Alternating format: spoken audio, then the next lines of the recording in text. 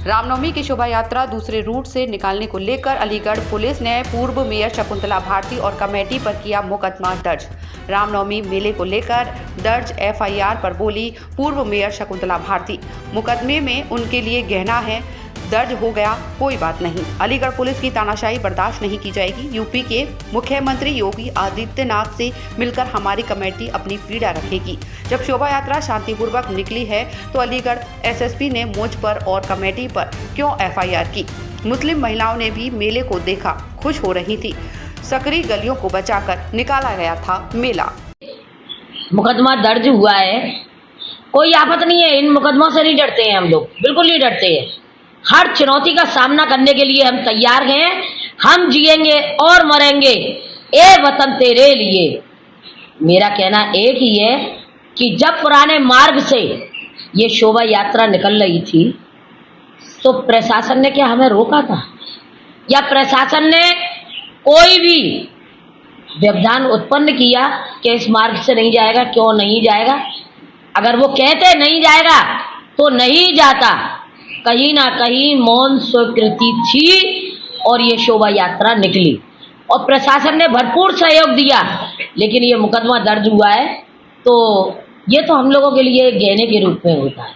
हम इस चुनौती को स्वीकार करते हैं। और एक और चीज बता दें, ये पुराने मार्ग से इसलिए निकाला गया कि जब कटरा से मेला निकलता है, छोटी गलियां हैं, आपने देखा होगा, प्रशासन ने कई बार, मैंने कहा था, कमेटी गई थी, आप सर्वे करिए, क्या अब इन परिस्थितियों में जो छज्जे बढ़ गए और जो मकान आगे को बढ़ गए हैं, क्या इन परिस्थितियों में इस सकरी कटरा से क्या शोभा यात्रा निकल सकती है? नहीं निकल सकती, बिल्कुल किसी कीमत पे नहीं निकल सकती।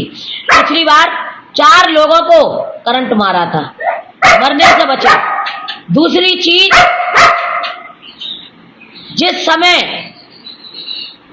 2 लट्ठे थे और वो निकल रही थी ठेली शोभा यात्रा की, उस समय काली माँ का जो है वहां से निकल रहा हुआ लट्ठों के बीच में से काली माँ फंस गई उसमें।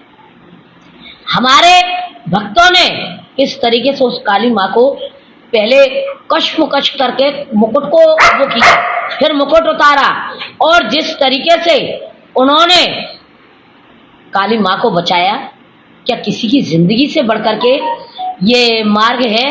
जब पुराने रूट से निकला है तो उसमें आपत्ति क्या है? बड़े शांतिपूर्ण ढंग से प्रशासन के द्वारा और अब्दुल करीम चौराहे पर मेरे मुस्लिम भाइयों ने भी बड़े प्यार से और स्नेह के साथ में उस मेले को देखा, शोभा यात्रा को देखा, महिलाओं ने भी देखा, बड़ी खुश हो रही थी। तो अगर जब कोई व्यवधान उत्पन्न नहीं हुआ तो क्यों एफआईआर की गई? एफआईआर का कारण जानना चाहते हैं और प्रशासन की हर चुनौती स्वीकार कर रहे हैं। मुकदमा लिखा गया आगे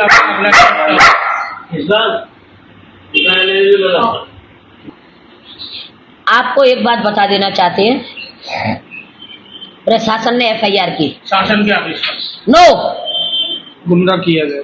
हमारे माननीय योगी आदित्यनाथ जी उत्तर प्रदेश के जो मुखिया हैं, बड़ा सोच समझ के निर्णय लेते हैं। कहीं ना कहीं एसएसपी महोदय जी द्वारा उनको गुमराह किया गया कि जबरन मेला निकाला। हमने जबरन नहीं निकाला। अगर जबरन निकाला हमने तो तुम लाठी चार्ज करते, मेले को रोकते, शोभा यात्रा को रोकते।